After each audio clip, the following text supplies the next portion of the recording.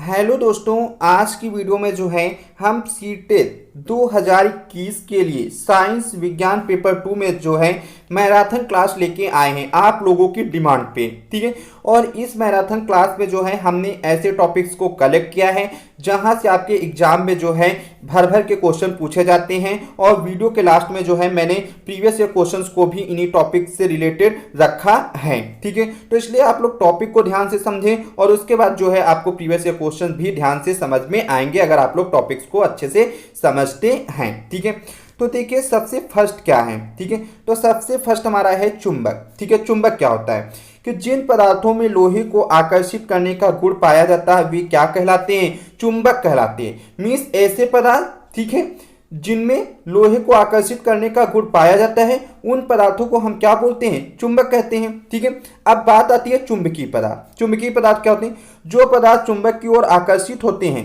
वे चुंबकीय पदार्थ कहलाते हैं। ठीक है, मतलब ऐसे पदार्थ जो चुंबक की ओर क्या हो, आकर्षित हो जाएं, उनको हम क्या बोलते हैं? चुंबकीय पदार्थ बोलते हैं। जैसे आपका लोहा है, निकिल है, कोबाल्ट है, ये आपके सब क्या हैं? चुंबकीय पदार्थ हैं। ठीक है, क्लियर हो गया इतना। नेक्स्ट आपका देखिए क्या आता है?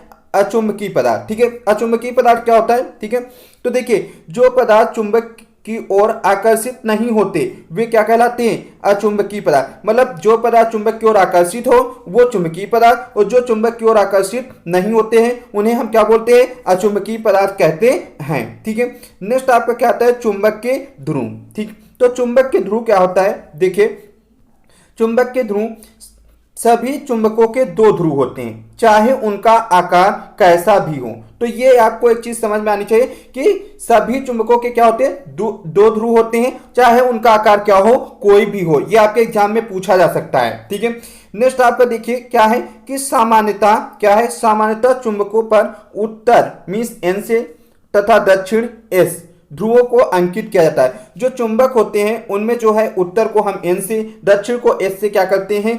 दर्शाते हैं।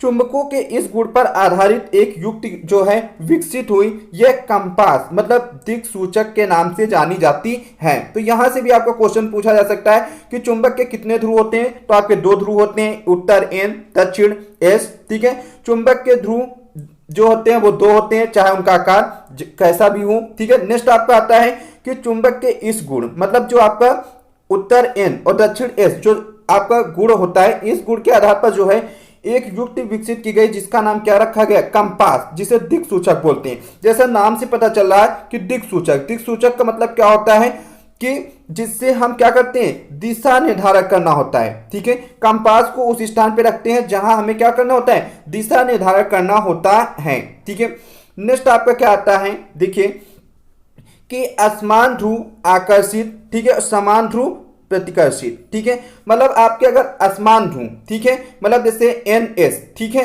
तो ये आपके क्या होंगे? आपके आकर्षित होंगे। लेकिन आपका अगर एन एन है मतलब समान ध्रुव है तो वो क्या होंगे? आपके प्रतिकर्षित होते हैं। ठीक है, नेक्स्ट आपका आता है यह चुंबक को गर्म किया जाए, हथौड़े से पीटा जाए, ऊंचाई से गिराया जाए तो वह अपने गुण को खो देता है। ठीक है, यह भी आपका जो है एग्जाम में पूछा गया है। ठीक है, वहां पे पूछा गया था कि चुंबक अपने गुण को कब खो देता है? तो देखिए जब उसको गर्म किया जाता है या हथौड़े से पीटा जाता है या ऊंचाई से गिराया जाए तो वह अपने गुण को क्या कर देता है? खो देता है। ये ऑप्शन में दिया गया था वहां पे। ठीक है, नेक्स्ट आपका आता है बल। क्या है? बल। तो बल देखिए क्या है कि किसी वस्तु पर बल लगने से उसकी गति, दिशा, आकृति में क्या हो सकता है? परिवर्तन हो सकता है। ठीक है, मतलब अगर आप किसी वस्तु पे जो है बल लगा रहे हैं तो इसका मतलब उसके जो है गति में चेंज होगा, उसकी दिशा में चेंज हो सकता है, उसकी आकृति में जो है परिवर्तन हो सकता है। अच्छा, अब यहाँ पे बात आती है कि बल होता क्या है। ठीक है, तो बल का मतलब आपका ये होता है कि बल का मीन्स ये होता है कि जब आप किसी वस्तु के आकार को बदलना चाहते हैं, ठीक है, तो अब आप क्या करते हैं? बल लगाते हैं। ठीक है, या जब आप किसी वस्तु को धक्का देते हैं, ठीक है, या किसी वस्तु को आप क्या करते हैं कि खींचते हैं, तो उस समय आप क्या लगाते हैं? वहां पे आप जो प्रयास करते हैं वो आपका क्या होता है? बल के रूप में जाना जाता है। ठीक है, जैसे आपका एग्जाम्पल, अगर हम बल के जो है एग्जाम्पल की बात करें तो एग्जाम्पल क्या आ जाएगा? जैसे आप ओपनिंग अ डोर, ठीक है, आप क्या करते हैं? डोर को खोलते हैं, या आप बकेट, जैसे लिफ्टिंग अ बकेट हम बोल सकते हैं, मतलब आप बकेट को लिफ्ट करते हैं तो उस समय आप क्या बोलते, उस समय जो है आप क्या करते हैं? पुल का काम करते हैं। ठीक है, और अगर आप जो है फुटबॉल को किक कर रहे हैं या बॉल को थ्रो कर रहे हैं, ठीक है, तो उस समय आप क्या करते हैं कि उस समय भी आप क्या करते हैं, बल लगाते हैं, मतलब उस समय आप चीजों पे पुश करते हैं। तो इसका मतलब क्या होगा कि अगर आप किसी वस्तु पे जो है पुल कर रहे हैं या पुश कर रहे हैं, ठीक है, या उसके शेप में चेंज ला रहे हैं, तो वो जो आपके द्वारा प्रयास किया जा रहा है उसको हम बोलते हैं क्या, बल बोलते हैं। ठीक है, क्लियर हो गया। तो मतलब किसी वस्तु की आकृति में, ठीक है, या किसी वस्तु को आप धक्का दे रहे हैं या किसी वस्तु को आप जो है आप खींच रहे हैं, तो उसके जो पोजीशन होती है उसमें चेंज आता है, और ये आवश्यक प्रयास जो हमारे द्वारा किया जाता है, ठीक है, उसको हम बोलते हैं क्या, बल कहते हैं। तो बल लगाने से उसकी गति, दिशा, आकृति में क्या हो सकता है, परिवर्तन किया जा सकता है। अब देखिए क्या होता है कि एक चीज देखिए कि एक ही दिशा में अगर बल लगाए जाते हैं तो वो जुड़ जाते हैं। ठीक है, अगर दो बल आपके विपरीत दिशा में कार्य कर रहे हैं तो जो आपका नेट फोर्स होगा, मतलब जो कुल बल होगा, वो दोनों बलों के अंतर के बराबर होगा। ठीक है, अगर मान लिया कि आपके जैसे ये आपका टुकड़ा है, ठीक है, अब यहाँ पे आपके दो व्यक्ति हैं, दोनों व्यक्ति एक ही दिशा में अगर आपके बल लगा रहे हैं तो ये दोनों बल जो होंगे वो आपके क्या हो जाएंगे, प्लस हो जाएंगे। ठीक है, अगर मान लिया ये आपका देखिए टुकड़ा है, ठीक है, अब एक व्यक्ति इधर से लगाए, एक व्यक्ति आपका इधर से लगाए, तो इस समय जो इस बॉडी पे नेट फोर्स कार्य करेगा वो दोनों बलों के क्या होगा, अंतर के बराबर, मतलब अंतर के बराबर होगा। ठीक है, ये आपको पता होना चाहिए। ठीक है, नेक्स्ट आपका पूछा जाता है कि मात्रक, मात्रक क्या होता है, तो किलोग्राम मीटर पर सेकेंड स्क्वायर, क्योंकि आपका फोर्स का जो फॉर्मूला होता है वो F इक्वल टू क्या होता है, एम ए। एम आपका क्या है, आपका ये मास है, ए क्या है आपका, ये त्वरण है। तो मास की यूनिट क्या होती है आपकी, किलोग्राम होती है, और ए मतलब त्वरण की यूनिट आपकी क्या होती है, मीटर पर सेकेंड। तो इस प्रकार मात्रक जो आपका आता है वो किलोग्राम मीटर पर सेकेंड स्क्वायर आता है। और आपकी जो फोर्स की यूनिट होती है जो आपके क्वेश्चन में दी जाती है वो आपकी न्यूटन दी रहती है, तो ये आपकी क्या है, फोर्स की आपकी यूनिट है, मतलब मात्रक है। क्लियर हो गया इतना। नेक्स्ट आपका देखिए क्या आते हैं, संपर्क बल। ठीक है, यहां से भी आपके क्वेश्चन पूछे गए हैं। ठीक है, कि संपर्क बल और असंपर्क बल क्या होता है। देखिए संपर्क बल आपका एक आता है, एक आपका आता है असंपर्क बल। ठीक है, दोनों में डिफरेंस क्या है। ठीक है, तो देखिए संपर्क बल का मतलब होता है कि जब एक ऑब्जेक्ट, ठीक है, दूसरे ऑब्जेक्ट के रिस्पेक्ट में क्या हो, फिजिकल कांटेक्ट में हो। संपर्क मतलब क्या होता है कि जब दो चीजें आपस में क्या हो, संपर्क में हो, तो वो आपका बल क्या कहलाता है, संपर्क बल कहलाएगा। उस समय जो कार्य करेगा बल, अगर आपकी एक बॉडी जो है वो दूसरी बॉडी के रिस्पेक्ट में जो है वो फिजिकल कांटेक्ट में नहीं है, लेकिन वो क्या करे, उसके पोजीशन में चेंज ला रही है, ठीक है, अदर के रिस्पेक्ट में, वो आपकी कहलाती है असंपर्क बल। मतलब अगर दो चीजें आपकी फिजिकल कांटेक्ट में हैं तो उस समय जो बल कार्य करता है वो आपका संपर्क बल कहलाता है। अगर दो चीजें आपके फिजिकल कांटेक्ट में नहीं है तो उस समय आपका जो बल कार्य करता है, ठीक है, तो वो आपका संपर्क बल कहलाता है। क्लियर हो गया। अब यहां पे बात आपकी आती है कि जो क्वेश्चन पूछा जाता है वो पूछा जाता है संपर्क बल के बल में कौन से बल आते हैं और आपके संपर्क बल में कौन से बल आते हैं। तो पहले आप संपर्क बल की बात करते हैं। तो देखिए आपका फर्स्ट आता है आपका पेशी बल। ठीक है, पेशी बल क्या होता है, ठीक है, जिसे आप पेशी बल का मतलब आपका क्या होता है कि जब किसी ऑब्जेक्ट पे, ठीक है, मतलब पेशी बल को इंग्लिश में बोलते हैं म्यूस्कुलर फोर्स। ठीक है, मतलब कि जब आपका जो है कोई भी रिजल्टेंट फोर्स जो कार्य कर रहा है वो आपका मसल्स के कारण कार्य कर रहा है, मतलब आपकी मांसपेशियों के कारण कार्य कर रहा है, तो वो मतलब पेशी का मतलब होता है मांसपेशियों का।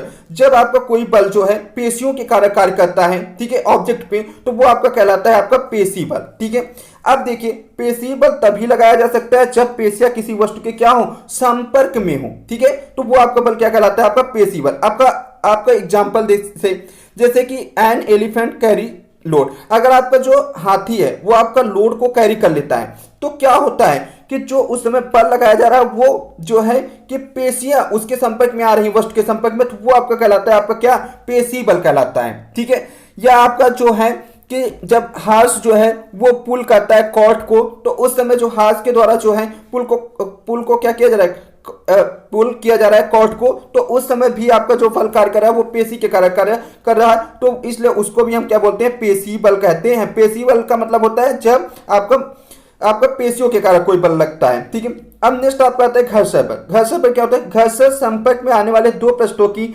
अनियमितताओं के कारण होता है। यदि पृष्ठ रुक्ष हो तो घर्षण बल क्या होता है, अधिक होता है। यदि कोई वस्तु गति आरंभ कर दे तो वह कभी नहीं रुकेगी यदि वह घर्षण ना हो। ठीक है, यदि वहां पे घर्षण ना हो, तो आप क्या समझें कि जो घर्षण है वो आपके दो पृष्ठों की अनियमितताओं के कारण कार्य करता है। ठीक है, जैसे आपको मान लिया ये आपका सरफेस है, यहाँ पे आपका जो है वो बॉल लुढ़क रहा है। ठीक है, अब ये बॉल जो है, ठीक है। क्या होता है कि अगर बॉल को हम क्या कर रहे हैं, लुढ़का रहे हैं, तो ये बॉल जो होता है वो कुछ समय बाद क्या होता है कि स्टॉप हो जाता है।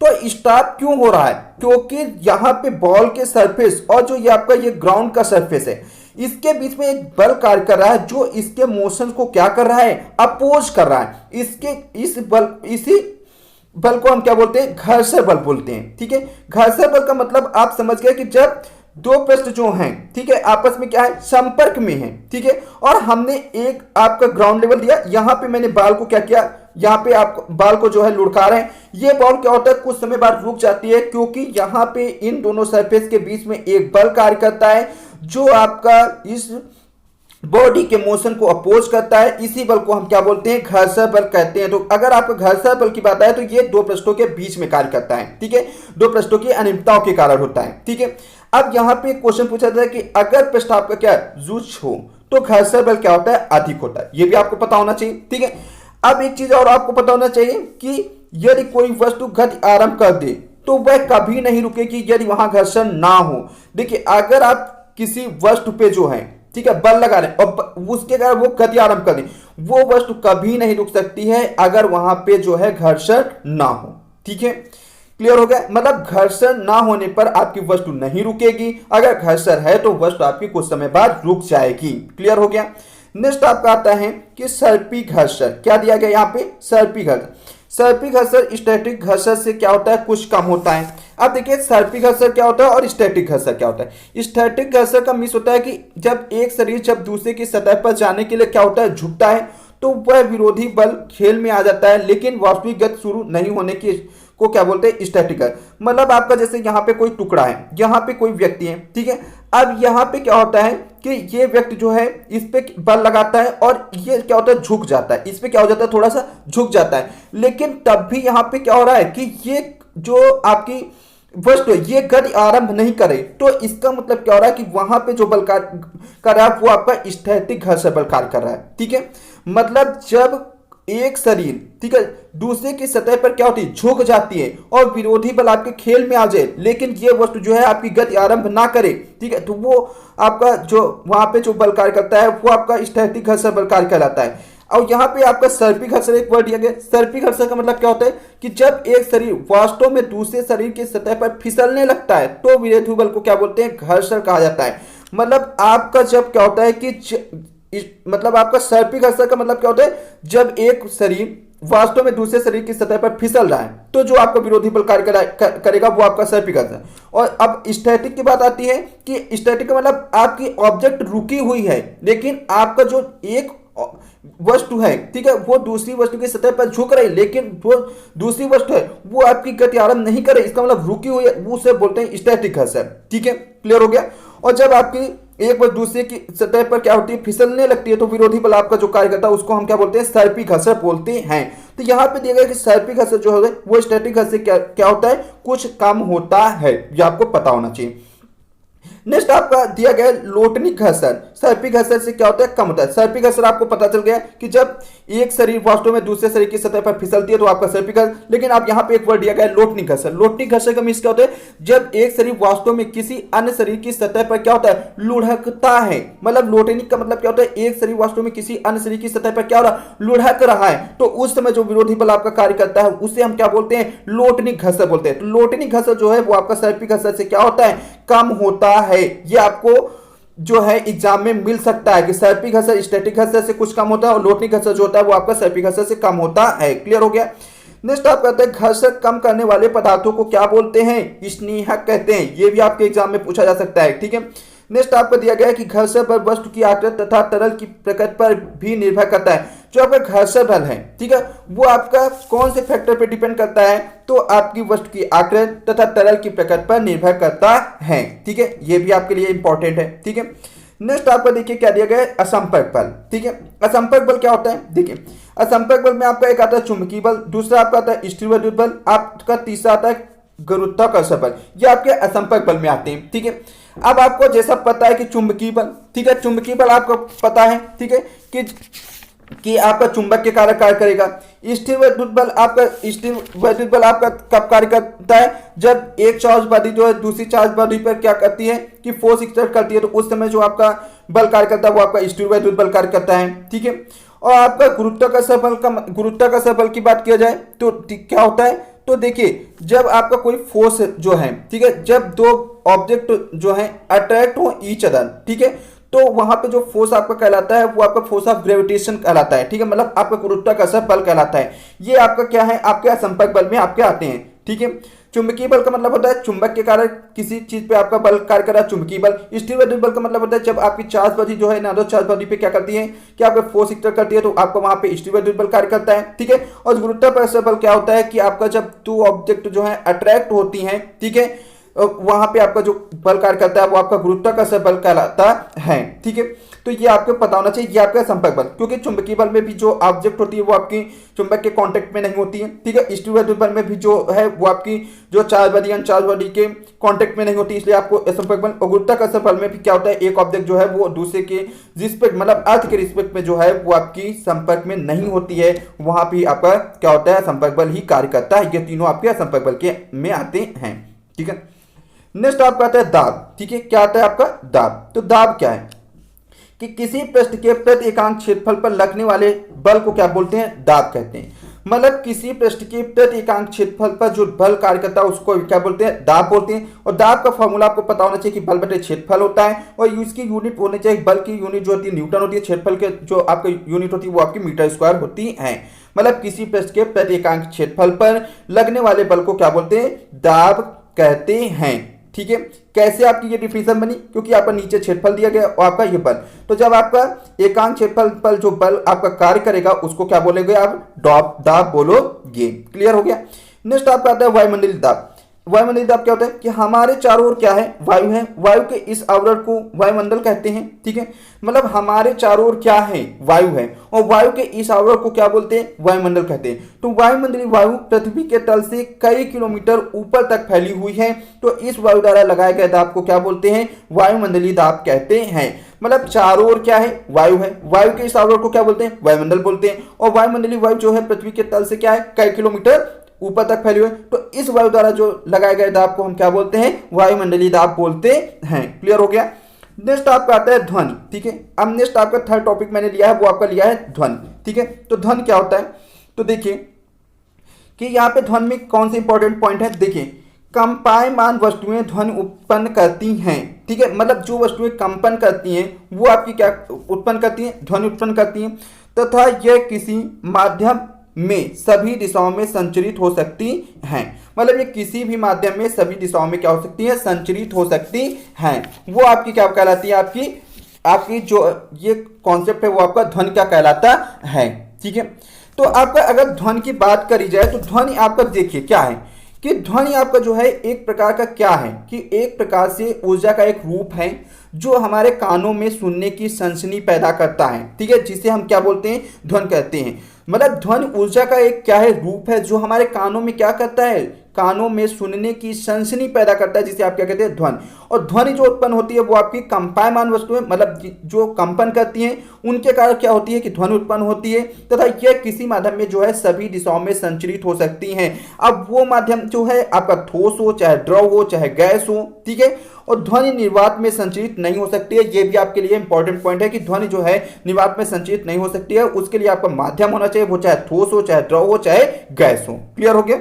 नेक्स्ट आप कहता है कि मानव में ध्वनि, ठीक है, वाक यंत्र अथवा कंठ द्वारा क्या होती है? उत्पन्न होती है। ठीक है, मानव में ध्वनि किसके द्वारा उत्पन्न होती है? तो वाक यंत्र मतलब कंठ द्वारा उत्पन्न होती है। क्लियर हो गया।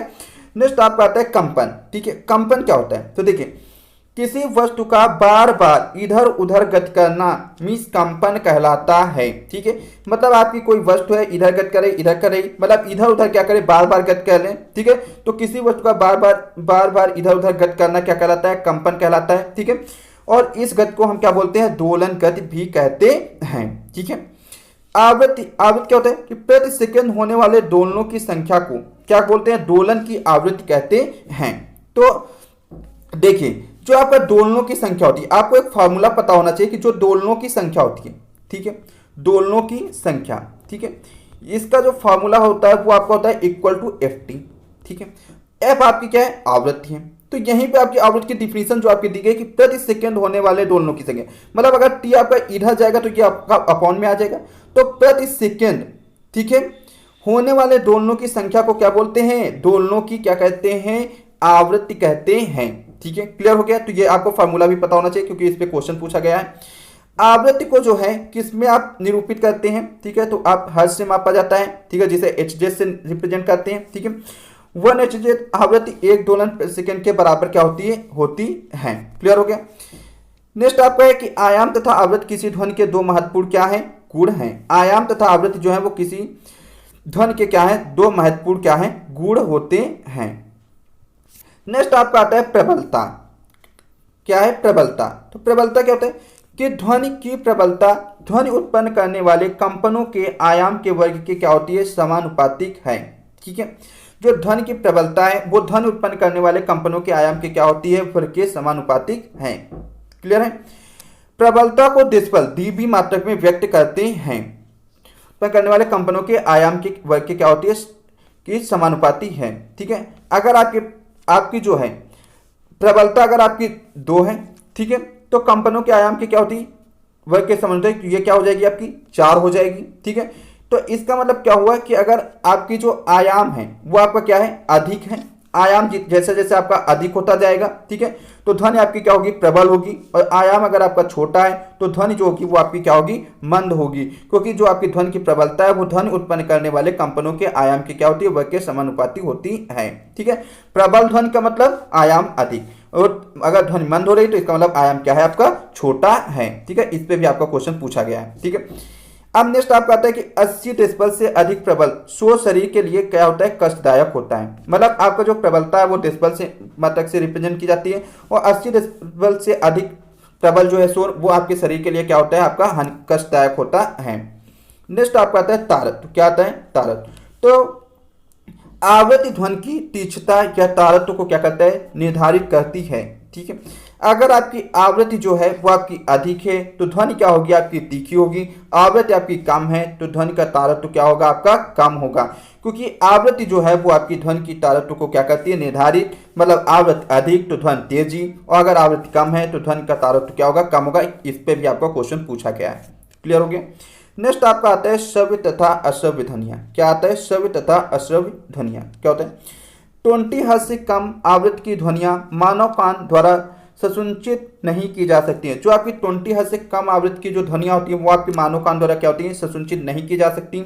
ऐसी ध्वनियों को अश्रव्य कहते हैं, क्योंकि ये अश्रव्य का मतलब क्या होगा कि जो आपकी 20 हर्ट्ज से कम आवृत्ति की ध्वनियाँ वो आपकी मानव कान द्वारा संसूचित नहीं की जा सकती हैं। ठीक है, वो ध्वनियाँ आपकी अश्रव्य कहलाती रहती हैं। तो इसका मतलब क्या होगा कि हम केवल जो है वो 20 हर्ट्ज से 20 किलो हर्ट्ज के बीच की आवृत्ति वाली ध्वनियाँ सुन सकते हैं। तो ये भी आपके लिए इंपॉर्टेंट है कि हम कितनी आवृत्ति के बीच वाली ध्वनियों को सुन सकते हैं, जो आपकी 20 हर्ट्ज और 20 किलो हर्ट्ज के बीच वाली हैं। क्लियर हो गया। नेक्स्ट आपका आता है कि कुछ जंतु क्या है, कि कुछ जंतु जो हैं वो 20,000 हर्ट्ज से अधिक की आवृत्ति की ध्वनियों को भी सुन सकते हैं। उनमें जैसे आपका कुत्ता आता है। ठीक है, मतलब कुछ जंतु जो 20,000 हर्ट्ज से अधिक की आवृत्ति की ध्वनियों को सुन सकते हैं, उनमें आपका एक एग्जाम्पल है आपका कुत्ता। ठीक है, अब नेक्स्ट आपका एक क्वेश्चन पूछा गया कि जाने माने जो आपके पराश्रव्य ध्वनि उपकरण जो चिकित्सा के क्षेत्र में अनेक समस्याओं के लिए अनुसंधान एवं निदान के लिए प्रयोग होते हैं। ठीक है, वो आपके 20,000 हर्ट्ज से अधिक की आवृत्ति पर कार्य करते हैं। ये आपके एग्जाम में पूछा गया है कि जो आपके चिकित्सा के क्षेत्र में जो आपके जाने माने उपकरण हैं, ठीक है, वो आपके जो प्रयोग किए जाते हैं, ठीक है, पराश्रव्य ध्वनि उपकरण जो प्रयोग किए जाते हैं उनकी आवृत्ति कितनी होती है, तो आपके 20,000 से अधिक की आवृत्ति पर क्या करते हैं, कार्य करते हैं। क्लियर हो गया, ये आपके एग्जाम में पूछा गया। नेक्स्ट आपका जो आता है वो आपका मानव में पाचन। ठीक है, जो कि आपका बहुत ही इंपॉर्टेंट है, मानव में पाचन। अब ये क्या होता है, तो आपका देखिए मानव में पाचन, ठीक है, इसको आपको इस टॉपिक को अच्छे से पढ़ना है क्योंकि यहाँ से बहुत सारा क्वेश्चन पूछा गया है। तो देखिए जटिल खाद्य पदार्थों का सरल पदार्थों में परिवर्तित होना या टूटना क्या कहलाता है, विखंडन कहलाता है, तथा इस प्रक्रम को पाचन कहते हैं। मीन्स जटिल खाद्य पदार्थों का सरल पदार्थों में परिवर्तन होना, टूटना विखंडन कहलाता है, और इस प्रक्रम को आप क्या बोलते हैं, पाचन कहते हैं। ठीक है, अब देखिए तो आपको पाचन का मतलब आप समझ गए कि जो जटिल खाद्य पदार्थ हैं वो आपके सरल पदार्थों में परिवर्तित हो जाएंगे, तो इसको आप विखंडन कहते हैं और इस प्रक्रम को आप क्या बोलते हैं, पाचन कहते हैं। अब देखिए क्या होता है, भोजन एक सतत नली से गुजरता है जो मुख गुहिका से प्रारंभ होकर गुदा तक जाती है। जो आपकी भोजन है वो आपकी क्या होती है कि एक सतत नली से क्या होती है, गुजरती है, ठीक है, जो मुख गुहिका से प्रारंभ होकर गुदा तक जाती है। इस नली को विभिन्न भागों में बांट सकते हैं, जैसे आपका मुख गुहिका है, ग्रास नली या ग्रसिका जिसे बोलते हैं, ये आमाशय है, क्षुद्रांत है, बृहदांत है, मलद्वार तथा अथवा गुदा जिसे बोलते हैं, ठीक है। तो आपको पता चल गया कि भोजन एक सतत नली से गुजरता है जो मुख गुहिका से आरंभ होकर कहाँ तक चलती है, गुदा तक जाती है। देखिए पहले आपका मुख गुहिका आती है, ठीक है, फिर आपका क्या आता है आपका, उसके बाद ग्रास नली या ग्रसिका, फिर आपका आमाशय, फिर क्षुद्रांत, फिर आपका बृहदांत, फिर आपका गुदा आता है। तो इसका मतलब मुख गुहिका से प्रारंभ होकर आपका गुदा तक जाता है जो आपका भोजन है वो आपका एक सतत नली से गुजरता है जो मुख गुहिका से आरंभ होकर गुदा तक, ठीक है, जाती है। अब यहां देखिए कि यहां पे मैंने एक फिगर दिया है, ठीक है, वही फिगर है जो आपको ऊपर दिया गया है, ठीक है। तो देखिए जो ऊपर समझाया है उसी पे आधारित फिगर है। तो इस फिगर में आपका क्या बताया गया कि जो आपका भोजन है, ये आपका जो आपका यहाँ पे भोजन है, ठीक है, वो आपका यहाँ से चलता है, ठीक है, मतलब मुख गुहिका से प्रारंभ होकर, ठीक है, फिर आपका ग्रसिका से होकर जाता है, ग्रसिका के बाद आपका कहाँ जाता है आपका, तो वो आपका दिया था आमाशय, ठीक है, आमाशय के बाद आपका कहाँ पे क्षुद्रांत, क्षुद्रांत के बाद वेदांत, फिर आपका मलाशय मिस गुदा में आपका क्या होता है, जाता है। तो भोजन जो है आपका यहाँ पे जो है वो एक सतत नली से क्या हो रहा है, गुजर रहा है, जो आपका मुख गुहिका से प्रारंभ होकर कहाँ तक चल रही है, आपकी गुदा तक चल रही है। मतलब पहले मुख गुहिका, फिर आपका ग्रसिका, फिर आपका आता है आमाशय, फिर क्षुद्रांत, फिर वेदांत, फिर आपका गुदा, ठीक है, फिगर से आपको समझ में आ गया होगा। नेक्स्ट आपका क्या है, देखिए कि पाचक रस स्रावित करने वाली जो मुख्य ग्रंथियां हैं इनको भी आपको पता होना चाहिए। वो आपकी है लाला ग्रंथ, यकृत एवं अग्नाशय, जो आपका पाचक रस स्रावित करती हैं, जो आपके एग्जाम में पूछा जा सकता है। नेक्स्ट आपका आता है कि आमाशय की भित्ति और क्षुद्रांत की भित्ति भी क्या होती है, पाचक रस स्रावित करती है। क्लियर हो गया। अब यहाँ पे अब एक एक चीज की डिस्कशंस करेंगे, जो आपका मुख गुहिका, ग्रास नली, फिर आपका आमाशय, क्षुद्रांत, बृहदांत, मलद्वार, इसको आप डिटेल में हम अब पढ़ते हैं, ठीक है। तो देखिए आपका सबसे फर्स्ट आपका क्या है कि मुख एवं मुख गुहिका। तो देखिए आहार को शरीर के अंदर लेने की क्रिया जो है वो आपकी अंतःग्रहण कहलाती है। हमारे मुख में जो है वो कौन सी ग्रंथ होती है, लाला ग्रंथ होती है, जो लाला रस, ठीक है, मतलब लाल स्रावित करती है, और लाला रस जो है चावल के मंड को शर्करा में बदल देता है। ये आपके एग्जाम में पूछा गया है। क्या पूछा गया था कि लाला रस जो है का कार्य क्या है, तो ये चावल के मंड को शर्करा में बदल देता है। और जो लाला ग्रंथि है ये हमारी कहाँ पे पाई जाती है, हमारे मुख में होती है। तो ये आपके एग्जाम में पूछा गया है। अब नेक्स्ट आपका आता है कि जीभ द्वारा ही हमें स्वाद का पता चलता है। जीभ पर जो है स्वाद कलिकाएं होती हैं। तो जीभ का कार्य क्या है, जिससे स्वाद का पता चलता है। जीभ पर स्वाद कलिकाएं होती हैं। हमारे मुख में विभिन्न प्रकार के दांतों का जो क्रम आगे से पीछे की ओर है वो आपके एग्जाम में पूछा गया है, ठीक है। यहाँ पे मैंने सभी पॉइंट आपके एग्जाम वाले हाईलाइट कर दिए हैं। तो हमारे मुख में जो विभिन्न प्रकार के दांतों का क्रम आगे से पीछे की ओर है वो आपका किस प्रकार है, तो पहले कृंतक आता है, फिर आपका रत्नक आता है, फिर आपका अर्धचवर्णक आता है, फिर आपका चवर्णक आता है। ये आपके एग्जाम का क्वेश्चन है, ठीक है। वहां पे यहाँ पे आपको एग्जाम्पल से आपको जो है समझा देते हैं, जो आपके फिगर में दिया गया है, ठीक है।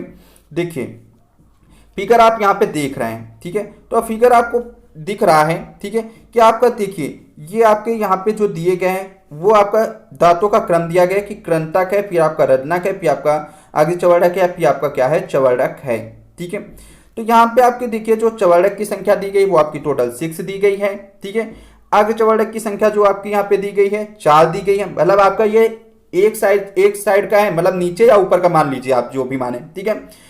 और उसके बाद आपका देखिए जो आपका जर्नक दिए गए हैं वो आपके 4 दिए गए, और आपके कृंतक जो है वो आपके 2 दिए गए। आपका नीचे का फिगर मान लो या ऊपर का फिगर मान लो सकते हो। यहाँ पे जो आपका नेक्स्ट आया है वो आपका आया है भोजन नली, जिसे आप क्या बोलते हैं, ग्रसिका कहते हैं, ठीक है। अब यहाँ पे देखिए जो आपका भोजन नली ग्रसिका होता है, ठीक है, क्या होता है कि निगला हुआ ग्रास नली अथवा ग्रसिका में जाता है। जो भोजन आपका क्या हो रहा था कि आपके मुंह से आपका क्या होगा कि ग्रसिका में प्रवेश करेगा, तो आपका जो निकला हुआ हुआ है वो आपका ग्रासनली अथवा ग्रेस्का में जाता है। ग्रेस्का की भित्ति के संकुचन से भोजन नीचे की ओर क्या होता है, सरकता है। ये आपके एग्जाम में पूछा गया है कि भोजन नीचे की ओर कब सरकता है, तो क्योंकि ग्रेस्का की भित्ति में संकुचन के कारण भोजन जो है वो नीचे की ओर सरकता है। ठीक है, तो वास्तव में संपूर्ण आहार नाल संकुचित होती रहती है तथा यह गति भोजन को नीचे की ओर धकेलती रहती है। तो भोजन जो है नीचे की ओर कैसे आता है, तो आपकी ग्रेस्का की भित्ति के संकुचन के कारण जो है भोजन नीचे की ओर सरकता है। ये आपके एग्जाम में पूछा गया है। नेक्स्ट आपका थर्ड आता है आपका, फिर आपका कहा जाता है आपका अमाशय। तो अमाशय से संबंधित देखिए क्या है कि अमाशय क्या है, मोटी भित्ति वाली एक थैलीनुमा संरचना है। ठीक है, ये चपटा एवं जे आकार की आकृति का होता है।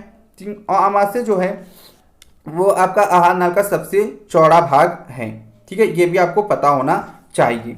ठीक है, क्योंकि यहाँ पे जो आपका ग्रेस्का में भोजन की गति आपको ऊपर समझाए थे वो आपका ये है कि आपका भोजन जो है वो आपका क्या है, अमाशय में जा रहा है। ठीक है, वो आपका जो है वो आपके संकुचन के कारण जा रहा है। ठीक है, आपको पॉइंट बता दिया कि अमाशय जो है आपकी जे की आकृति का होता है। ठीक है, और ये एक थैलीनुमा संरचना है मोटी भित्ति वाली। आहार नाल का जो सबसे चौड़ा भाग आपका क्या होता है, अमाशय होता है। यह एक और ग्रेस्का से खाद्य प्राप्त करता है तथा दूसरी ओर जो है क्षुद्रांत में खुलता है, क्योंकि ये आपका ग्रेस्का से क्या करता है, प्राप्त करता है, और दूसरी ओर क्षुद्रांत में खुलता है। यह आपका अमाशय था। नेक्स्ट आपका अमाशय से संबंधित पॉइंट क्या है, तो देखिए क्या है कि अमाशय का आंतरिक स्तर सतह श्लेष्मल, हाइड्रोक्लोरिक अम्ल तथा पाचक रस स्रावित करता है। तो ये भी आपके एग्जाम में पूछा जा सकता है कि अमाशय का जो आंतरिक स्तर होता है, ठीक है, सतह, वो आपका क्या स्रावित करता है, तो वो आपका श्लेष्मल, हाइड्रोक्लोरिक अम्ल तथा पाचक रस स्रावित करता है। ठीक है, श्लेष्मल जो है वो उसका कार्य क्या होता है कि अमाशय के आंतरिक स्तर को क्या करता है, सुरक्षा प्रदान करता है। आपको इसके कार्य भी पता होने चाहिए। ठीक है, अम्ल जो है वो अनेक ऐसे जीवाणुओं को नष्ट करता है जो भोजन के साथ वहां तक पहुंच जाते हैं। साथ ही यह माध्यम को अम्लीय बनाता है जिससे पाचक रसों को क्रिया करने में सहायता मिलती है। तो आपका श्लेष्मल क्या है कि अमाशय के आंतरिक स्तर को सुरक्षा प्रदान करता है। हाइड्रोक्लोरिक अम्ल क्या होता है कि यह माध्यम को अम्लीय बनाता है। ठीक है, अम्ल अनेक ऐसे जीवाणुओं को नष्ट करता है जो भोजन के साथ वहां तक पहुंच जाते हैं। अब नेक्स्ट आपका आता है पाचक रस। तो पाचक रस क्या होता है, पाचक रस मीन्स जठर रस जो होता है वो प्रोटीन को सरल पदार्थों में क्या कर देता है, विघटित कर देता है। क्लियर हो गया। नेक्स्ट आपका आता है क्षुद्रांत। ठीक है, अब क्षुद्रांत क्या है, क्षुद्रांत लगभग 7.5 मीटर लंबी अत्यधिक क्या होती है, कुंडलित नली है। ठीक है, यह यकृत एवं अग्न्याशय से स्राव प्राप्त करती है। यह आपका क्षुद्रांत। ठीक है, अब यहाँ पे यकृत क्या होता है, तो गहरे लाल भूरे रंग की क्या होती है, ग्रंथ होती है। शरीर की सबसे बड़ी ग्रंथ, ये आपके एग्जाम में पूछा गया है कि शरीर की सबसे बड़ी ग्रंथ आपकी क्या है, यकृत है। ठीक है, यकृत जो है पित्तरस स्रावित, ठीक है, करती है जो कि आपके वसा के पाचन में महत्वपूर्ण भूमिका निभाता है। अग्न्याशय, आपका अग्न्याशय क्या होता है, हल्के पीले रंग की बड़ी ग्रंथि होती है। अब नेक्स्ट आपका क्या आता है कि देखिए कार्बोहाइड्रेट सरल शर्करा जैसे कि ग्लूकोज में परिवर्तित हो जाते हैं। ठीक है, ये भी आपका क्षुद्रांत में ही होता है। वसा वसाम्ल एवं ग्लिसरॉल में, और प्रोटीन जो होता है वो आपका इम्यूनो अम्ल में परिवर्तित हो जाता है। ठीक है, क्या आपका यूपी टेट में क्वेश्चन एक बार पूछा गया था कि प्रोटीन जो है वो आपका इम्यूनो अम्ल में परिवर्तित हो जाता है। ठीक है, तो ये भी आपको पता होना चाहिए। नेक्स्ट आपका आता है क्षुद्रांत में अवशोषण। ठीक है, तो देखिए पचा हुआ भोजन अवशोषित होकर क्षुद्रांत की भित्ति में स्थित रुधिर वाहिकाओं में क्या होता है, चला जाता है। इस प्रक्रम को अवशोषण कहते हैं। जो आपका पचा हुआ भोजन है वो आपका अब क्या होता है कि अवशोषित होकर क्या होता है, क्षुद्रांत की भित्ति में स्थित रुधिर वाहिकाओं में चला जाता है। इस प्रक्रम को आपको क्या बोलते हैं, अवशोषण कहते हैं। अब जो क्षुद्रांत की आंतरिक भित्ति पर अंगुली के समान उभरी हुई क्या होती है, संरचनाएं होती है जिसे दीर्घरोम। यहाँ पे आपका क्वेश्चन पूछा जा चुका है दीर्घरोम से संबंधित। ठीक है, कि दीर्घरोम के संबंध में क्या सही है, एग्जाम में पूछा गया था। तो आपका देखिए कि क्षुद्रांत की आंतरिक भित्ति पर अंगुली के समान उभरी हुई जो संरचनाएं होती हैं उन्हें दीर्घरोम अथवा शशांकुर कहते हैं। दीर्घरोम जो है वो पचे हुए भोजन के अवशोषण हेतु क्या करता है, तल क्षेत्र बढ़ा देता है। प्रत्येक दीर्घरोम में सूक्ष्म रुधिर वाहिकाओं क्या होता है, जाल फैला रहता है।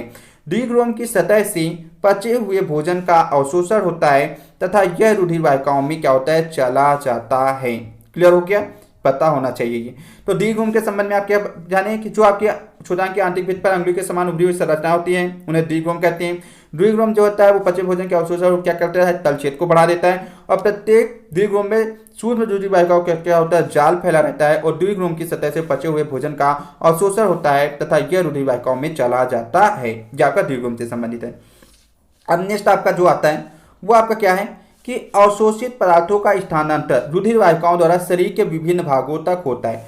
जो आपका अवशोषित पदार्थों का स्थानांतर है वो आपका कहाँ से कहाँ होगा, तो रुधिर वाहिकाओं द्वारा शरीर के विभिन्न भागों तक होता है, जहां उनका उपयोग जटिल पदार्थों को बनाने में किया जाता है। इस प्रक्रम को स्वांगीकरण कहते हैं। ठीक है, तो अवशोषण के बाद आपका क्या आता है, स्वांगीकरण आता है। क्लियर हो गया। नेक्स्ट आपका आता है बृहदान्त। ठीक है, तो बृहदान्त क्षुद्रांत की अपेक्षा क्या होती है, चौड़ी एवं छोटी होती है। यह लगभग 1.5 मीटर जो है वो लंबी होती है। इसका मुख्य कार्य क्या है, जल एवं कुछ लवणों का अवशोषण करना है। बृहदान्त का काम क्या है कि इसका मुख्य कार्य जो है वो आपका जल एवं कुछ लवणों का क्या करना है, अवशोषण करना है। अब इसके बाद क्या होता है कि बचा हुआ जो अपचित पदार्थ है वो आपका मलाशय में चला जाता है तथा यह अर्धठोस मल के रूप में क्या होता है, रहता है। समय समय पर गुदा द्वारा यह मल बाहर निकाल दिया जाता है, इसे निष्कासन कहते हैं। ठीक है, तो आपको पता चल गया कि आपका अवशोषण के बाद स्वांगीकरण आया था, स्वांगीकरण के बाद आपका नेक्स्ट आपका जो आ रहा है वो आपका निष्कासन आ रहा है। ठीक है, क्योंकि बचा हुआ अपचित पदार्थ जो है वो मलाशय में चला जाता है, ठोस मल के रूप में रहता है। समय समय पर गुदा द्वारा क्या होता है, यह मल बाहर निकाल दिया जाता है, इसे निष्कासन कहते हैं। ठीक है, ये आपके हो गया बृहदान्त से संबंधित। ठीक है, अब नेक्स्ट आपका आता है प्रीवियस ईयर क्वेश्चन, इस टॉपिक से किस टाइप के पूछे गए हैं। ठीक है, तो देखिए प्रीवियस ईयर क्वेश्चन में आपका दिया गया है कि यदि फर्स्ट क्या है, यदि एक सरल लोलक की आवृत्ति 2 हर्ट्ज हो तो यह 16 सेकेंड में कितने दोलन पूरा करेगा। ठीक है, आपका ये फर्स्ट क्वेश्चन है। ठीक है, तो देखिए यहाँ पे आपको दोलन निकालना है और दोलन का फार्मूला क्या होता है आपका ft। ठीक है, तो f आवृत्ति आपकी 2 है, t आपका 16, तो 16 नहीं क्या कर दोगे आपका 32। ठीक है, तो इस प्रकार से इसका आंसर जो आपका करेक्ट होगा आपका 1 का सी वाला ऑप्शन आपका क्या होगा, करेक्ट होगा। क्लियर हो गया। नेक्स्ट आपका आता है सेकेंड क्वेश्चन आपका क्या देंगे कि निम्नलिखित में से कौन सा शीर्ष असंपर्क बल का उदाहरण है। ठीक है, ए गुरुत्वाकर्षण बल, बी आपका पेशी बल, सी आपका चुंबकीय बल, ठीक है, और डी आपका ए और बी दोनों। ठीक है, ये आपका दिया गया है। तो आपका असंपर्क बल का जो आपका उदाहरण है वो आपका कौन सा है, चुंबकीय बल, क्योंकि चुंबक जो है वो पदार्थों के संपर्क में नहीं आता है और पदार्थ पे बल क्या करता है, लगाता है, इसलिए ये असंपर्क बल का उदाहरण है। तो सेकंड का सी ऑप्शन आपका क्या है, करेक्ट है। क्लियर हो गया।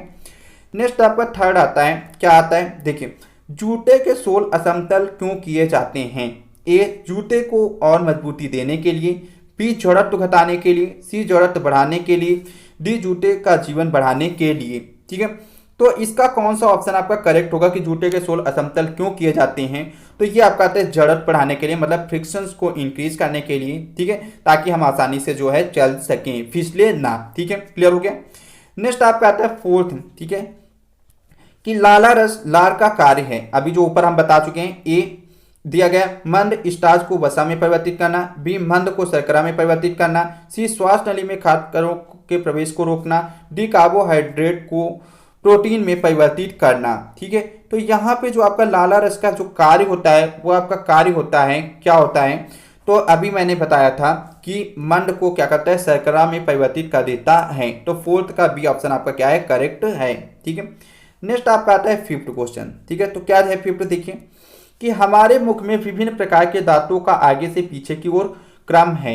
ए आपका दिया गया कृंतक, रजनक, चवर्णक, अग्रचवर्णक, बी आपका रजनक, कृंतक, चवर्णक, अग्रचवर्णक, सी कृंतक, रजनक, अग्रचवर्णक, चवर्णक, और डी आपका रजनक, कृंतक, अग्रचवर्णक, चवर्णक। तो हमने आपका जो दांतों का आगे से पीछे की ओर अभी क्रम बताए थे, तो वो क्रम हमने कौन सा बताया था, तो इसका कौन सा ऑप्शन आपका क्या होगा, राइट होगा।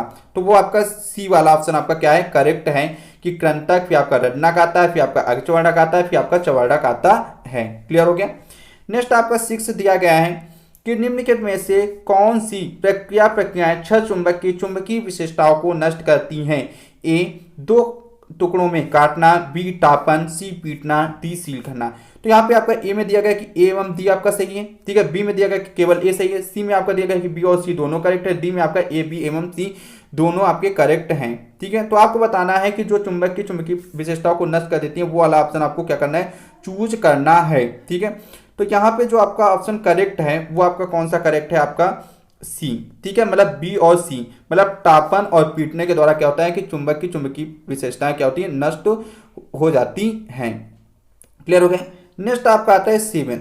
ठीक है, तो 7 क्या दिया गया है कि निम्नलिखित में कौन सा कथन क्या है, गलत है। ए चिड़िया उच्च तारत्व की ध्वनि उत्पन्न करती है जबकि शेर निम्न तारत्व पर दहाड़ता है। बी एक ढोल निम्न आवृत्ति पर कंपित होता है, इसलिए वह निम्न तारत्व की ध्वनि उत्पन्न करता है। सी 1 सीटी की उच्च आवृत्ति है, इसलिए वह उच्च तारत्व की ध्वनि उत्पन्न करता है।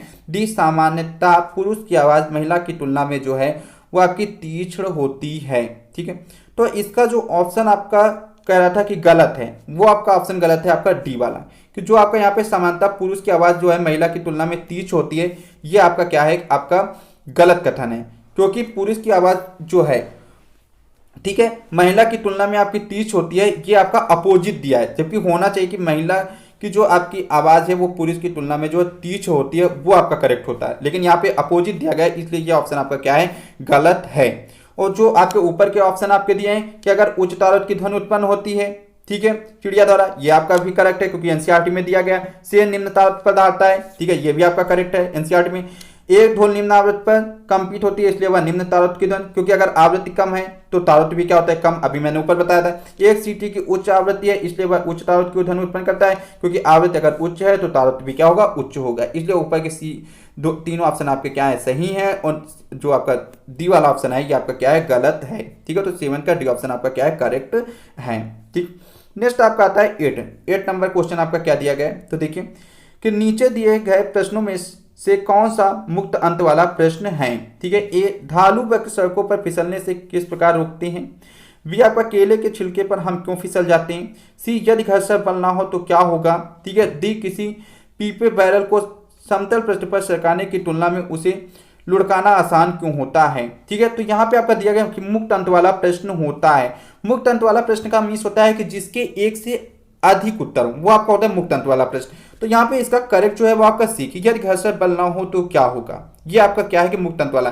कोई बोलेगा कि मैं लिख नहीं पाऊंगा, कोई बोलेगा कि मैं चल नहीं पाऊंगा, ठीक है, कोई बोलेगा कि मैं केले पे फिसल जाऊंगा। ठीक है, तो ये सारी चीजें आपका अलग अलग आपका जो है एग्जाम्पल आदमी देगा। ठीक है, तो इसलिए आपका जो है सी ऑप्शन इसका क्या है, करेक्ट है। ठीक है, नेक्स्ट आपका आता है कि 9। ठीक है, 9 क्या है आपका कि मानव पोषण में पोषक तत्वों की आवश्यकता भोजन ग्रहण करने की विधि और शरीर में इसका उपयोग विभिन्न चरणों में होता है। ए आपका अवशोषण, बी निष्कासन, स्वांगीकरण, फिर आपका डी अंतःग्रहण, फिर ई पाचन। तो इन चरणों को उस क्रम में लगाइए जिस क्रम में ये शरीर में होते हैं। ठीक है, तो इसका जो ऑप्शन आपका करेक्ट है वो आपका सी वाला करेक्ट है। ठीक है, DEACB। ठीक है, देखिए सबसे पहले आपका क्या आता है, अंतःग्रहण आता है। सबसे पहले जो आपका आता है वो आपका क्या आता है, अंतःग्रहण आता है। ठीक है, क्या आता है, अंतःग्रहण आता है। और उसके बाद आपका जो आपका आता है तो वो आपका आता है क्या, पाचन। अंतःग्रहण फिर आपका आता है पाचन। पाचन के बाद आपका क्या आता है, आपका अवशोषण। अवशोषण के बाद आपका जो आता है स्वांगीकरण। स्वांगीकरण के बाद निष्कासन आता है। ठीक है, जो अभी मैंने ऊपर बताया था। तो इसलिए 9 का कौन सा ऑप्शन आपका करेक्ट है, सी ऑप्शन आपका क्या है, करेक्ट है। ठीक है, 10 नंबर देखिए क्या है, तो 10 नंबर यहां पे दिया गया है कि कोई वस्तु 5000 हर्ट्ज पर कंपन कर रही है तो उत्पन्न ध्वनि का आवर्त काल है। ठीक है, तो आपका जो आवर्त काल है वो आपको बताना है। तो आवर्त काल का जो फॉर्मूला होता है, ठीक है, वो आप यहाँ पे लिख लीजिए। आवर्त काल होता है इक्वल टू आपका होता है 1 आवृत्ति। क्या होता है, 1 आवृत्ति, ये होता है।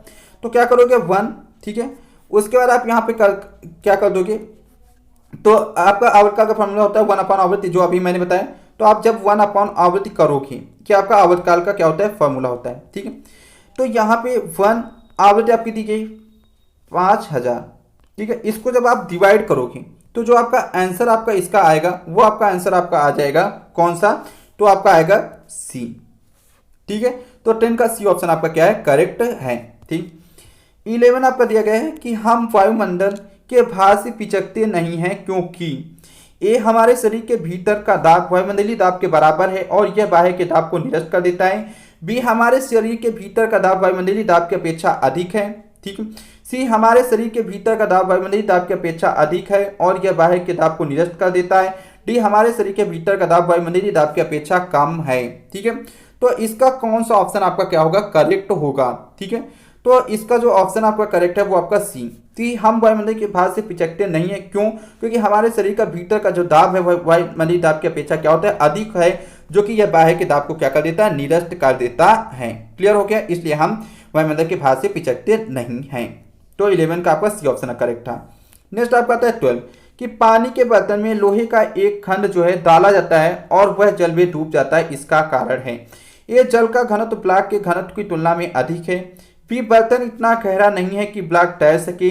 सी ब्लॉक द्वारा विस्थापित जल का भार ब्लॉक के भार की तुलना में कम है। डी ब्लॉक का भार जो है वो ब्लॉक द्वारा विस्थापित जल के भार की तुलना में कम है। ठीक है, तो इसका जो ऑप्शन आपका 12 का करेक्ट है वो ऑप्शन आपका करेक्ट है सी, कि जो आपका पानी के बर्तन में, मान लिया ये पानी के बर्तन में है, ठीक है, एक खंड ब्लॉक डाला जाता है, ठीक है, कोई ब्लॉक यहाँ पे हम डालें और ये क्या होता है कि तल में क्या होता है, डूब जाता है। ठीक है, तो इसका कारण ये है कि जो ब्लॉक द्वारा विस्थापित जो जल है, जो आपका ये ब्लॉक जब डाला गया तो इसके द्वारा जो विस्थापन हुआ, ठीक है, जल ब्लॉक द्वारा जो विस्थापित जल का भार है वो आपकी ब्लॉक के भार की तुलना में क्या है, कम है। ठीक है, मतलब ये जो विस्थापित जल का भार है वो आपके ब्लॉक के भार की तुलना में क्या है, कम है, इसलिए जो है वो आपका क्या होता है कि तल में डूब जाता है। क्लियर हो गया? तो इसलिए 12 का जो ऑप्शन आपका करेक्ट है वो ऑप्शन आपका करेक्ट है सी। क्लियर हो गया? नेक्स्ट आपका आता है 13। क्या आता है? क्या है कि कोई 6 किलोग्राम द्रव्यमान का पिंड किसी घर्षण रहित क्षैतिज पृष्ठ पर 3 किलोमीटर पर सेकंड की एक समान चाल से फिसल रहा है। इस पिंड को इसी चाल से इसी सरल रेखा के अनुदिश गति कराने के लिए आवश्यक बल है। ठीक है, ए 27 न्यूटन, बी 18 न्यूटन, सी 54 न्यूटन, डी आपका 0 न्यूटन। तो जो इसका ऑप्शन आपका करेक्ट है वो ऑप्शन आपका करेक्ट है डी। अब क्यों करेक्ट है? क्योंकि देखिए अगर कोई घर्षण रहित क्षैतिज पृष्ठ है और उस पर कोई पिंड है जो है वो अगर आपका एक समान चाल से फिसल रहा है तो वहां पे जो आपका बल होता है, ठीक है, वो आपका होता है आपका क्या, शून्य होता है। ठीक है, ये आपको कॉन्सेप्ट पता होना चाहिए। ठीक, क्योंकि अगर घर्षण रहित पे एक समान चाल से कोई पिंड फिसलता है तो वहां पे आपका जो बल होता है वो आपका 0 न्यूटन होता है। ठीक, क्लियर हो गया? ये आपका कॉन्सेप्ट है। 14 आपका दिया गया दीर्घ रोम के बारे में निम्नलिखित कथनों का अध्ययन कीजिए। ए, इनकी अत्यधिक पतली भित्तियां होती हैं। बी, ये अंगुली के समान उभरी हुई संरचनाएं होती हैं। सी, इनमें सूक्ष्म विद्युत वाहकों का जाल फैला रहता है जो सतह के निकट होता है। डी, इनमें महीन छिद्र होते हैं जिनसे भोजन सरलता से गुजर सकता है।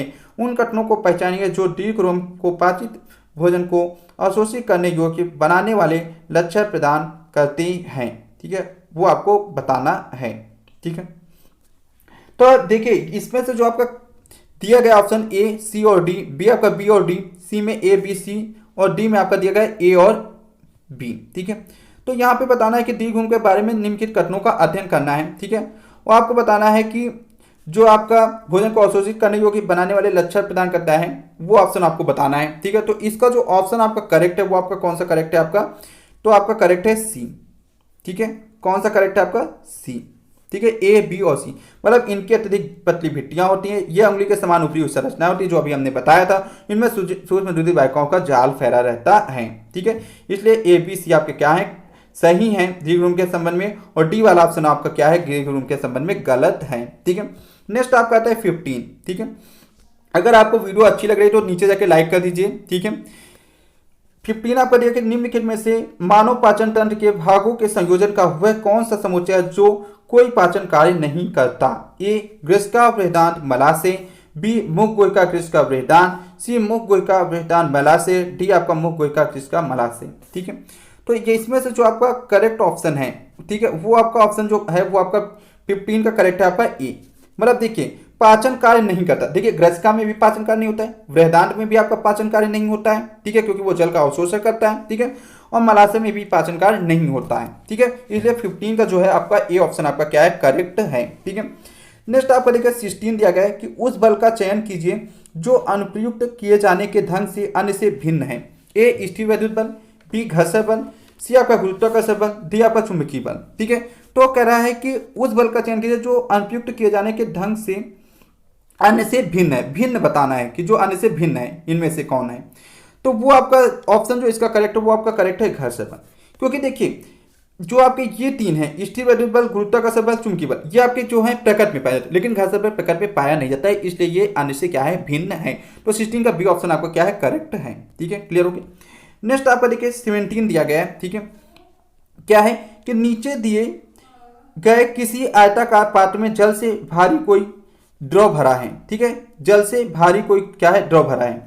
तो द्रव दाब के विषय में निम्न में से सही कथन चुनिए। यहाँ पे आपका ए बी सी दिया गया है। ठीक है, तो यहाँ पे आपका कह रहा है कि द्रव दाब के विषय में निम्न में से सही कथन चुनिए। ठीक है, ए आपका सी पर दाब जो है अधिक है बी पर दाब के और ये इक्वल है ए पर दाब के। बी आपका दिया गया कि सी पर दाब जो है वो आपका अधिक है बी पर दाब के, वो बी पर दाब जो है अधिक है ए पर दाब से। आपका इसी प्रकार आपका सी जो दिया गया है कि ए पर दाब इक्वल टू बी पर दाब इक्वल टू सी पर दाब। डी आपका दिया गया है कि ए पर दाब जो है ज्यादा है बी पर दाब से और बी पर दाब जो है वो सी पर दाब से ज्यादा है। तो ठीक है, तो इसमें आपको ऑप्शन आपको बताना है। ठीक है, ए बी सी आपके 3 पॉइंट आपके दिए गए हैं। ठीक है, तो आपको बताना है कि कौन सा करेक्ट है। तो इसका जो ऑप्शन आपका करेक्ट है वो आपका बी। ठीक है, सी पर दाब जो है वो ज्यादा है बी पर दाब से और बी पर दाब जो है आपका क्या है ए पर दाब से ज्यादा है। ठीक है, क्यों ऐसा है? क्योंकि देखिए सी पर आपकी क्या है, आपकी जो गहराई है सी से आपकी जो नीचे की गहराई है वो आपकी क्या है, कम है। ठीक है, क्या है गहराई यहाँ पे कम है तो इसलिए दाब ज्यादा लगे। फिर आपका यहाँ पे इस बी पर क्या है, उससे थोड़ा सा गहराई आपकी क्या हुई कि आपकी सी से जा। ठीक है, मतलब कहने का मतलब ये है कि अगर गहराई आपकी यहाँ पे कम दी गई है, ठीक है, तो आपका वहां पे दाब ज्यादा होता है। जैसे जैसे आपकी गहराई क्या होती है कि बढ़ती जाती है तो दाब भी क्या होता है आपका कम लगता जाता है। ठीक है, क्लियर हो गया? इसलिए बी वाला ऑप्शन आपका करेक्ट है। क्लियर हो गया? नेक्स्ट आपका देखिए कि 18 क्या है। ठीक है, 18 दिया गया कि चिकित्सा के क्षेत्र में समस्याओं के अनुसंधान के लिए उपयोग किए जाने वाले पार्श्व उपकरणों के कार्य करने की आवृत्ति होती है ए, ठीक है, 2000 हर्ट्ज और 20,000 हर्ट्ज के बीच, बी 20,000 हर्ट्ज से अधिक, सी आपका 20,000 हर्ट्ज से अधिक। ठीक है, उसके बाद आपका डी दिया गया है कि आपका 20,000 और 20,000 हर्ट्ज के बीच। ठीक है, तो जो इसका ऑप्शन आपका करेक्ट है वो ऑप्शन आपका करेक्ट है कौन सा? ठीक है, तो इसका जो ऑप्शन आपका करेक्ट है वो आपका ऑप्शन करेक्ट है इसका बी, 20,000 हर्ट्ज से क्या है, अधिक। ठीक है, यहाँ पे आपका 20,000 यहाँ पे 4 जीरो लगे हुए थे। ठीक है, तो इसलिए आपका इसका ऑप्शन जो करेक्ट है वो आपका बी वाला कि 20,000 हर्ट्ज से अधिक। क्लियर हो गया? नेक्स्ट आपका देखिए कि क्या है 90 नंबर क्वेश्चन। ठीक है, तो दिया गया कि सितार बजाने से पूर्व कोई सितार वादक सदैव ही सितार की डोरी के तनाव को समायोजित करता है और उसे उचित प्रकार से झंझट करने का प्रयास करता है। ऐसा करके सितार वादक समायोजित करता है। ठीक है, कोई सितार वादक है वो क्या करता है कि सितार को बजाने से पहले क्या करता है कि सितार की डोरी के तनाव को समायोजित करता है। ठीक है, ऐसा करने का क्या मीन्स है सितार वादक का? ए ध्वनि की तीव्रता, बी सितार की डोरी का तारत्व, ठीक है, सी सितार की डोरी द्वारा ध्वनि की प्रबलता, डी आपका क्या होता है कंपन का आयाम। तो यहाँ पे जो आपका सितार वादक है वो सदैव सितार की डोरी के तनाव को समायोजित करता है। ठीक है, सितार बजाने से पूर्व, तो उसका मतलब ये है कि आपका बी ऑप्शन आपका क्या है, इसका करेक्ट है कि सितार की डोरी का क्या करता है, तारत्व को क्या करता है, समायोजित करता है ताकि सितार जो है वो आपका अच्छे से अच्छी आवाज करे। ठीक है, क्लियर हो गया? नेक्स्ट आपका आता है कि 20 नंबर कि मानव की आहार नाल के विभिन्न भागों के सही क्रम का चयन कीजिए। ए मुख ग्रसिका आमाशय वेदांत क्षुद्रांत, बी आपका मुख आमाशय ग्रसिका वेदांत क्षुद्रांत, सी आपका मुख ग्रसिका आमाशय क्षुद्रांत वेदांत, डी आपका दिया गया आपका मुख आमाशय ग्रसिका क्षुद्रांत वेदांत। तो आपका यहाँ पे जो आपका सही क्रम है वो आपका कौन सा है? तो ये है आपका, इसका जो ऑप्शन आपका करेक्ट है वो आपका सी। ठीक है, इसका कौन सा ऑप्शन आपका करेक्ट है? तो इसका ऑप्शन आपका करेक्ट है सी, मुख आता है फिर ग्रसिका फिर आमाशय फिर क्षुद्रांत फिर आपका वेदांत आता है। क्लियर हो गया? 21 नंबर आपका क्वेश्चन दिया गया है। ठीक है, आपका रिपीटेड क्वेश्चन है जो आपका ऊपर एक कराए थे कि 5 किलो द्रव्यमान का कोई पिंड किसी चिकने घर्षण रहित क्षैतिज पर क्या कर रहा है, पृष्ठ पर नियत वेग से क्या कर रहा है, फिसल रहा है। जब आपको यह दिया जाए कि चिकने घर्षण रहित क्षैतिज पर नियत वेग से फिसल रहा है, वो भी 10 मीटर पर सेकंड से, ठीक है, 5 किलोग्राम द्रव्यमान का, तो इस पिंड का इसी वेग से गति करने के लिए आवश्यक बल, इसी वेग से गति करने के लिए आवश्यक बल है वो आपका भी हमने बताया था कि क्या होगा, आपका 0 होगा। ठीक है, क्लियर हो गया? नेक्स्ट आपका 22 दिया गया है कि भारी बोझा उठाने वाले कुली सदैव ही अपने पास एक लंबा कपड़े का टुकड़ा रखते हैं। अपने सिर पर बोझ को रखने से पहले वे इस कपड़े को क्या करते हैं, गोल चिकटी की आकृति में लपेट कर अपने सिर पर रखकर फिर उस पर बोझ रखते हैं। ऐसा करके जो कुली होते हैं वो आपका क्या करते हैं, सामान उठाने से पहले क्या करते हैं कि सिर पर एक जो है कपड़े को गोल चट्टी के रूप में क्या करते हैं, लपेटते हैं, फिर उसके बाद बोझ रखते हैं। तो ऐसा क्यों करते हैं? तो ए दिया गया बोझ का प्रलोड घटा लेते हैं, बी संभावित चोट से अपने सिर का बचाव कर लेते हैं। ठीक है, सी दिया गया अपने सिर से बोझ के संपर्क क्षेत्र को बढ़ा लेते हैं, डी आपका अपने सिर पर बोझ द्वारा लगाए गए बल को घटा लेते हैं। ठीक है, तो इसका ऑप्शन जो आपका करेक्ट है वो ऑप्शन आपका इसका करेक्ट है सी, कि अपने सिर से क्या है, अपने सिर से बोझ के संपर्क क्षेत्र को बढ़ा लेते हैं। यही ऑप्शन आपका क्या है, करेक्ट है। ठीक है, ताकि आपका संपर्क क्षेत्र जैसे आपका बढ़ जाएगा तो जो बोझ का है लोड वो आपको कम महसूस होगा। क्लियर हो गया। नेक्स्ट आपका क्या है कि 23 कि यदि किसी वस्तु की कंपनों की आवृत्ति घटती है और उसका आयाम बढ़ता है तो ये तारत्व बढ़ता है लेकिन प्रबलता घटती है। बी तारत्व घटता है लेकिन प्रबलता बढ़ती है। सी आपका उत्पादित धन का तारत्व और प्रबलता दोनों घटते हैं। डी आपका उत्पादित धन का तारत्व और प्रबलता दोनों बढ़ती हैं। ठीक है, तो इसका जो ऑप्शन आपका करेक्ट है वो ऑप्शन इसका करेक्ट जो है वो है 23 का बी। ठीक है, कि तारत्व घटता है लेकिन प्रबलता बढ़ती है। ठीक है, देखिए अगर आवृत्ति घटती है तो आवृत्ति क्योंकि तारत्व पर डिपेंड करता है तो आवृत्ति घटेगी तो तारत्व भी घटेगा। ठीक है, और आयाम जो है वो प्रबलता पर निर्भर करता है तो आयाम बढ़ेगा तो प्रबलता क्या होगी आपकी बढ़ेगी। ठीक है, इसलिए 23 का ऑप्शन आपका जो करेक्ट है वो आपका बी ऑप्शन करेक्ट है। ठीक है, नेक्स्ट आपका आता है 24। अगर वीडियो भाई अच्छी लग रही है तो नीचे जाके लाइक कर दीजिए। ठीक है, और दोस्तों के साथ शेयर कर दीजिएगा। ठीक, 24 जो है आपका कि मानव शरीर में क्षुद्रांत और वेदांत की लंबाइयों का अनुपात है। फर्स्ट आपका 8:1, सेकेंड 5:1। ठीक है, थर्ड आपका 1:5, फोर्थ आपका 1:8। तो शरीर में जो क्षुद्रांत और वेदांत की लंबाइयों का जो अनुपात होता है वो आपका होता है आपका 5:1। ठीक है, तो इसलिए इसका जो ऑप्शन करेक्ट है आपका सेकेंड करेक्ट है। अगर इस वीडियो का पीडीएफ चाहिए तो आप टेलीग्राम चैनल को जो है फॉलो कर लीजिए। नीचे आप उसका जो है लिंक दिया गया है। ठीक है, या आप प्रीतम एकेडमिक सर्च वहाँ पे सर्च कर लीजिए टेलीग्राम पे, वहाँ से आप जो है ज्वाइन हो जाइए। इसका पीडीएफ जो है वहाँ पे हम शेयर कर देंगे जो भी मैराथन क्लास आपकी लेंगे। क्लियर हो गया। नेक्स्ट आपका 25 और आज का लास्ट क्वेश्चन है। ठीक है, क्या है कि स्तंभ ए में दिए गए पाचन तंत्र के अंगों और स्तंभ बी में दिए गए उनके कार्यों का नीचे दिया गया कौन सा मिलान सही है। तो स्तंभ ए में आपका दिया गया यकृत, अमाशय, पित्ताशय, अग्न्याशय। स्तंभ बी में दिया गया जहां प्रोटीन का पाचन होता है, फिर जहां पित्त संचयित होता है। थर्ड आपका क्षुद्रांत में पाचक रस मुक्त करता है। फोर्थ आपका सबसे बड़ी ग्रंथि है। तो आपको सही मिलान करना है। ठीक है, तो हम यहाँ पे देखिए आपका मिलान करके बता रहे हैं कि हमने क्या बताया था कि यकृत क्या होता है। ठीक है, तो यकृत आपका जो होता है वो आपका क्या होता है सबसे बड़ी ग्रंथि है। ठीक है, तो आपका जो यहाँ पे आपका ए का कौन सा ऑप्शन करेक्ट है आपका 4।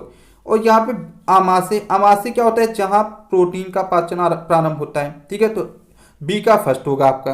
ठीक है, उसके बाद आपका आता है सी पित्ताशय का मतलब क्या होता है कि जहां पित्तरस संचित होता है, तो सी का आपका सेकेंड। ठीक है, और उसके बाद डी अग्न्याशय का मतलब होता है क्षुद्रांत में पाचक रस क्या करता है मुक्त करता है। तो इसलिए इसका जो ऑप्शन आपका करेक्ट है वो आपका 25 का आपका थर्ड ऑप्शन आपका क्या है करेक्ट है। तो अगर वीडियो आपको अच्छी लगी है तो नीचे जाके लाइक कर दीजिए, दोस्तों के साथ शेयर कर दीजिए। चैनल पे नए हो तो चैनल को सब्सक्राइब कर लीजिएगा और बेल आइकन को प्रेस कर लीजिएगा ताकि मैं आपको संपूर्ण साइंस सिलेबस जो है कंप्लीट कर दूं इस चैनल पर। और भी आपको जिस टॉपिक पे वीडियो चाहिए आप नीचे कमेंट करके बता दीजिए, क्योंकि आप लोग कमेंट नहीं करते हैं। ठीक है, आपको वीडियो अच्छी लग रही है तो आप कमेंट कीजिए, या आपको कोई प्रॉब्लम है आप वहाँ पे कमेंट कीजिए, क्योंकि कमेंट ऑप्शन आपको इसीलिए दिया जाता है। और अगर आपको इस वीडियो का पीडीएफ चाहिए तो आप जो है टेलीग्राम पे क्या सर्च मारेंगे, आप सीधा प्रीतम एकेडमिक सर। ठीक है, प्रीतम एकेडमिक सर आप क्या करेंगे वहाँ पे सर्च करेंगे। ठीक है, और वहाँ पे आप ज्वाइन हो जाइएगा। वहाँ पे जो है मैं इसका पीडीएफ जो है शेयर कर दूंगा। ठीक है, और वहाँ पे जो है आपको वीडियो का नोटिफिकेशन जो है वो हम एक दिन पहले बता देंगे कि किस समय मेरी वीडियो जो है अपलोड होगी और किस सब्जेक्ट की अपलोड होगी। ठीक है, तो thanks for watching, love you all, जय हिंद, जय भारत।